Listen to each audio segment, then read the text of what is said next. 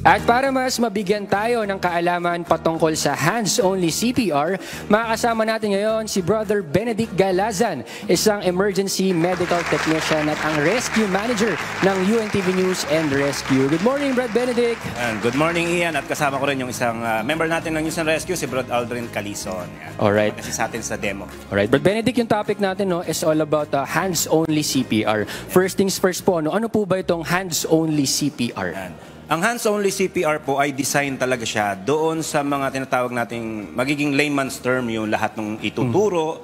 Hindi mo kailangan talaga ng extensive na training, pero makakapag-apply ka ng pagbibigay ng CPR sa isang taong nangangailangan nito. Actually, meron tayong isang story na naturuan natin ng hands-only CPR sa bandang Cebu at yung mismong anak niya, siya mismo ang naka-revive nung nalunod yung anak niya. Okay. Ano lang yun, hands-only CPR seminar yung kanyang inatinan. So, ibig sabihin, effective siya basta masunod natin yung mga ituturo, yung mga things to consider kapag po mag-apply tayo ng hands-only CPR. Okay, so yung mga qualified po na magsagawa ng hands-only CPR, pwede pong through seminar, hindi naman po kailangan ng mga certification or yung mga ganun po, ganun pong ano? Actually, yung skills, yun ang pinaka-importante. Okay. Yung certification, add-ons na lang yun eh. Pero yung skills talaga ang pinaka-importanting matutunan pagdating sa hands-only CPR. Alright. As long as alam po natin, may knowledge tayo and skills na igawa yung CPR, alright? Yes. Pero with that po, Brad Benedict, sa CPR, ano po ba yung mga dapat nating alamin bago tayo magsagawa ng CPR? Ano yung mga senyales, may mga sintomas ba, may mga signs ba na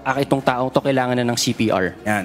So, ngayon, ipinopromote natin yung mnemonics na Dr. ABC. Alright. So, sa iba-ibang mga training institution, iba-iba yung meaning ng ABC. May airway, breathing, circulation. Sa atin, sa hands-only CPR na itinuturo natin, ipinopromote natin yung Dr. ABC or DRABC.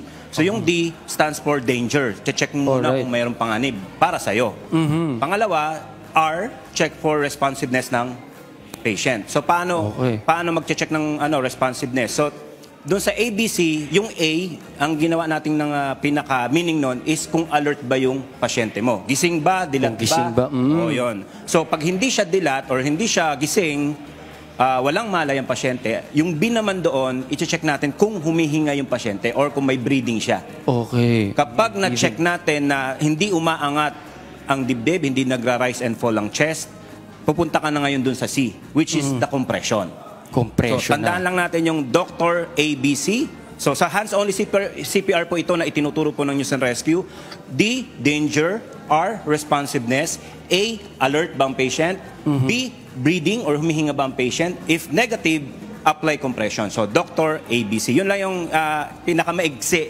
Di ba? Pero mo, wala pang 2 minuto na i-relay ko na yung mga dapat mong i-consider para mag-apply ka ng CPR or hands-only CPR sa isang patient. Alright, so yun yung mga dapat tandaan, Dr. ABC. Yeah, Dr. ABC. Pero to start po, sa mga, para sa mga curious din po, pwede po ba nating simulan na yung demo? Kasi syempre, para magkaroon din po ng awareness yung mga tao, kahit hindi po sila nakapanood ng seminary, at least may idea po sila kung paano nangyari. Tama rin yan, Ian, kasi may mga tao, pakita mo sa kanila, magagawa nila eh. Hindi sila doon sa papakita mo yung slides, papaliwanag mo. More on, ipakita mo kasi ito yung isang example. Ito yung isang example. Tanggapin natin, hindi naman lahat is talagang nakapag-aral. So more on, yung mga medical terms, yung mga technical terms, hindi nila maintindihan yan. Pero ipakita mo sa kanila paano gawin, magagawa rin nila. Yan. So sige, start na tayo. Alright. Sige po. Iano natin yung, una, yung consideration na danger. So bago tayo mag-approach sa isang taong nakita nating nakabulagta or biglang nawalan ng malay, nawalan ng malay. So check muna natin yung area. Okay. Check for danger. Tingin ka sa taas, sa baba, sa kanan, sa kaliwa. Kasi ang pag-apply naman nito, hindi lang sa bahay, maaaring outside may mangyaring ganito. So check for safety. Safety mo na magbibigay ng CPR. Kapag wala ng danger para sa'yo, pwede ka na mag-approach. Pwede ka na lumapit. Lalapit ka na, okay. So R na tayo ngayon. Check for responsiveness. Paano i-check pag ang response kumbaga ganun po, titingnan mo ngayon. Gising ba siya? Nakadilat ba siya? Nagsasalita ba siya? So kung wala, pwede mong itap yung shoulder. Para, baka naman kasi ang consideration natin, baka naman natutulog talaga. Okay, para magising, baka lang, inaantok lang pala. Yes. Check mo, tapik talaga na panggising. Tatapikin Alright. mo, tawagin mo, sir or kuya, o kung babae yan, ma'am, ate. Pag hindi siya gumigising, hindi nagre-respond doon sa pagtapik mo ng balikat, tignan mo na ngayon, or yung B. B. Yung B, breathing. Nagra-rise and fall ba yung chest? So tignan mo, pwedeng through visual, or kung lalaki sa lalaki, pwede mong hawakan. Okay, yung dibdib. Yan. Alright. Or ang isa pa, pwede sa tiyan. Makikita mo rin yan visually. Kung may gumagalaw ba? Umaangat yung tiyan niya.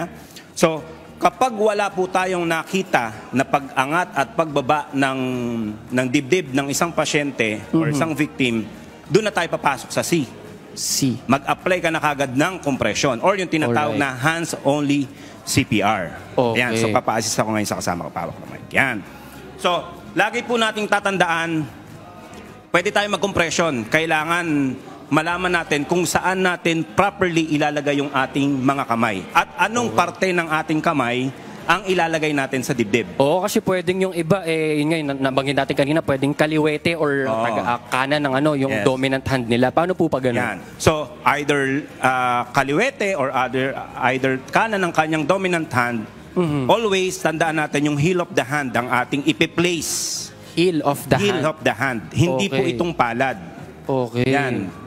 Heel, o itong pinakadulo, yung nasa wrist natin, yung pinakadulo niyan, yan yung heel of the hand natin. Alright. So saan natin to ipupwesto? Itong mismong heel of the hand, saan natin ipupwesto? Hahanapin natin yung center of the chest ng isang adult.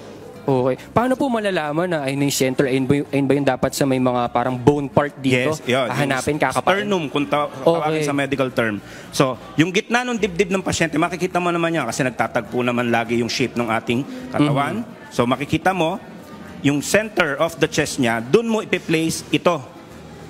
Okay. Yan. Ball ng palm natin. Yan. Alright. So, para din sa layman's term, ito ang isang appreciation natin. Paano tayo maglupang hinirang? Kanang kamay sa... Dib. O, yan na yon. Okay. Ay nakagad yung palatandaan. O, yan. Yan na yon. Tamang hand placement na. Yan. Okay. O, para siya naglupang hinirang, pero ipoposisyon mo lang siya na nakaganyan. Okay. Dapat medyo nakagitna ng kaunti. Yan, o. Okay. Tapos, ang position natin is yung center of the chest, nakagitna ka. Para even yung pagbigay mo ng compression. Okay. Yan. Okay? Then, support yung isa. Yan. Tapos, always straight yung ating elbow. Okay. Huwag ibe-bend. Huwag ibe-bend. Okay. Yan. Straight natin. Then, ang bigat po is nanggagaling sa balikat. Balikat. Balikat. Huwag po sa braso. So, ang gagawin lang po natin, yung weight natin from our shoulder, yun ang pang-compress natin. Okay. Yung bigat ng katawan natin. Yes, yung bigat ng katawan natin from shoulder, yun ang ipang-compress natin. Okay? So, gaano katagal? Magko-compression po tayo ng 2 minutes. 2 minutes. 2 So minutes. dapat po ba parang kumbaga may parang timer tayo na nakaantabay kumbaga po? Or pwede nating i-check lang Pwede, sa mga... kung may relo ka, Okay. pwedeng mag-oras ka, or para sa 2 minutes po kasi, ang ideal na compression na may bibigay mo sa 1 minuto is 100 compression. 100 compression. Sa 2 Per minutes minute. po? Hindi, per minute. Per yun. minute. So Okay. lalabas, kung 2 minutes yung iyong application, 200 compression ang i-apply mo sa pasyente sa loob ng 2 minuto. 2 minuto. Yan. So, yun po yung isa sa i-consider natin. Isa pa sa i-consider natin, ano ba yung area? Kung ang area po is kayo lang dalawa, nangyari sa nasa bahay, wag nating kakalimutan tumawag ng tulong. Alright. Tawag pa rin ang emergency. Yes, tawag tayo ng tulong. ambulance. Okay. Kung meron naman mga bystander, hingi tayo ng tulong sa mga bystander na tumawag ng tulong. Alright. Napaka-importante po nun. Kasi kahit mag-compression ka, kahit ma-revive mo, halimbawa, na-revive mo, wala naman darating na rescue, may hirapan din tayo. Baka bumalik lang uli sa kondisyon niya. So always, pagka tayo ay mag-apply ng CPR, always call for help. Okay. Wag lang aasa sa sarili. Yes, no? kasi Siyempre, ano yan first aid yan Oo, first aid. Ano lang yan, paunang lunas mo lang yan. Nagbibigay lang tayo para hindi lumala yung kondisyon niya. Alright. Yan. Okay. So, bigay tayo ngayon. Papakita ko po yung position, shoulder, then compression. So, gaano kalalim? Oo nga po. Pakatin Paano po natin ba? yung 2, 2, 2, 2, 2 to 2.4 inches. Inches, hindi centimeters. So, Sa centimeter, 5 to 6 centimeter naman. 5 to 6 centimeters. Pero para Alright. hindi tayo masyadong hirap kasing sukat. Oo eh. Kuha Matansya. kayo ng battery, yung AA. So yung haba nun, ganun kalalim. Ganun na. Okay. So almost ganyan yun. Tatansyahin na lang sa Tatansyahin mo na lang ngayon. Okay. Kasi di ka naman pwede maglagay ng ruler, Oo. So tatansyahin mo ngayon.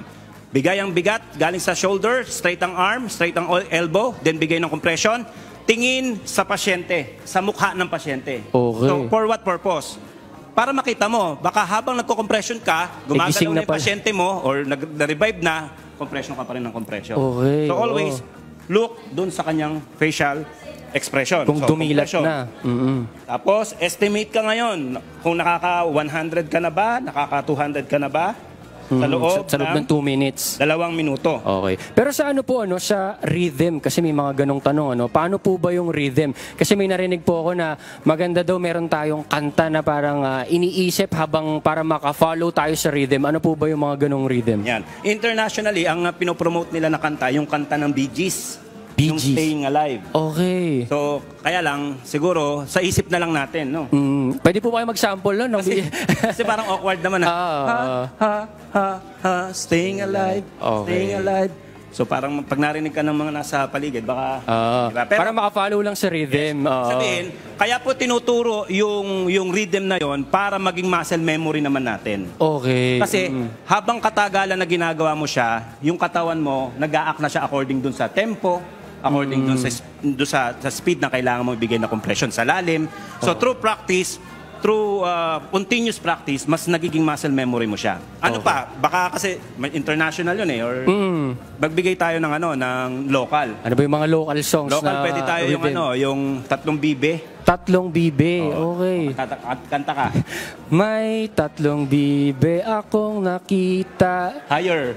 Di ko na po alam yung lyrics nun eh. Pero yun yung rhythm, ano? Yun yung rhythm, okay. Para at least alam din nila. Bibe akong nakita, mataba, mapayat mga bibe. Alright. Kung hindi nila alam yung international song, pwede po itong tatlong bibe sa mga Pilipino. Pwede Alright. rin yun. So, ibig sabihin, ito po, kaya siya binibigay na pwedeng isabay sa kanta para po mas madali pong maengganyo din yung ating mga kababayan, yung ating mga kasambahay na mag-aral po ng CPR. CPR. Kasi po, gaya po nung nilid in kanina ni Sistini, marami po talagang Pilipino ang namamatay nang hindi na-applyan. Wherein kung na-applyan lang agad, kahit yung hands-only CPR, matataas po yung chance of survival ng ating mga kapwa Pilipino. Alright. Yun nga rin po yung lagi nating binabanggit, no, na at least kahit isang member sa isang household marunong po ng ganitong training Yan. CPR. Speaking of ganyang angulo or ganyang pananaw, actually si Kuya Daniel po mismo ang nagbigay ng instructions sa News and Rescue na ito pong pagtuturo ng hands-only CPR para sa ating mga kababayan ay magiging regular na pong, kasama na po ito sa ina-advocate po din ng News and Rescue starting today ay ilo-launch po natin or naka-launch na po actually yung pagtuturo po ng hands-only CPR. Pwede po kayong tumawag sa aming rescue hotline kung magre-request po kayo ng training. Ito po ay libre. Wala pong babayaran na kahit ano. Pwede po kayong tumawag sa hotline po ng News and Rescue para po may guide po namin kayo for paano po tayo makapag-request ng training sa 0923-544-5376. Pwede rin po kayo mag-chat or mag-message sa aming official Facebook page, ang Tulong Muna Bago Balita Advocacy page. Pwede nyo po kaming i-chat dyan para po tayo ay sagawa ng training sa inyong lugar kahit po sa bahay. Kasi yun nga po kailangan ibaba po natin siya sa household talaga iyan. Kailangan matuto po. Ang mas maganda, bawat Pilipino ay matuto ng proper na pagbibigay ng hands-only CPR, ng CPR. Hindi lang po ito. Pwede po kayo magpaturon talaga ng standard. Ika nga. Meron kasing mas higher level sa hands-only CPR. Pero para pinaka-starting knowledge natin about CPR, pwede po kayo magpaturo sa News and Rescue ng hands-only CPR. Ang hands-only CPR po, hindi po kayo tatagal ng kalahating araw. Matututunan niyo po siya.